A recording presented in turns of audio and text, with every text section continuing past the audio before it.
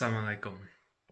A lot of times when you've done something a particular way for a very long time, it doesn't matter whether it's good or bad for you, whether it's sinful behavior or a good deed. Your mind, body, and brain will seek to return to its sense of normalcy, back to what it knows, its sense of equilibrium. Now, although we are inspired with right and wrong, quite often your internal sense of equilibrium isn't based off of what is right and wrong. Rather, it's based on what is normal for you, what you're used to, what you're comfortable with. Literally, your comfort zone.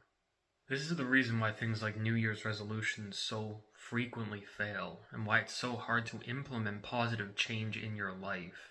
Because you're not used to it. And all of what you're used to builds up in the subconscious over that long period of time, and it forms a sort of identity about yourself.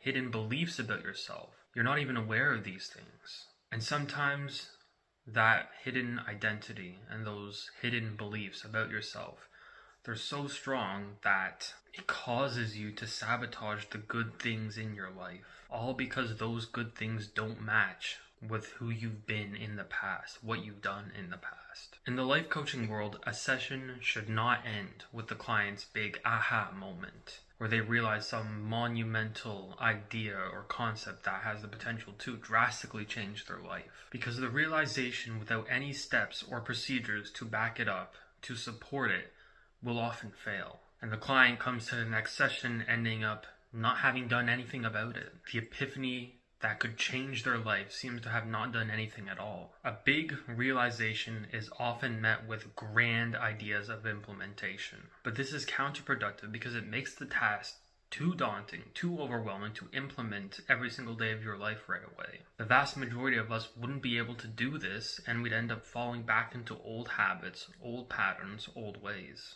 If you want to make a change consistent, you gotta start with small steps. You have to break it down into achievable goals. And you have to have a plan for execution, a plan to keep you on track when it's tempting to fall off, and a plan to get you back on track if you do fall off. If you're overweight and want to get in shape, doing intensive hour-long workouts right away, every single day, is counterproductive. It's probably going to lead you to crash and burn because you're not able to sustain that pace just yet. Breaking it down into shorter half-an-hour periods a few times a week is much more achievable, is much more realistic and doable.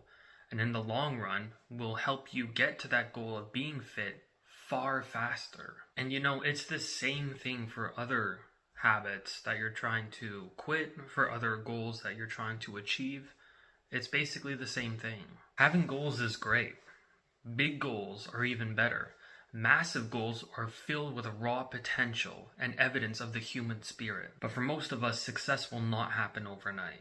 And it needs to be gradual for your mind, body, and brain to adapt and implement in your everyday life so that you can sustain that positive change. Too much all at once usually results in burnout for a reason.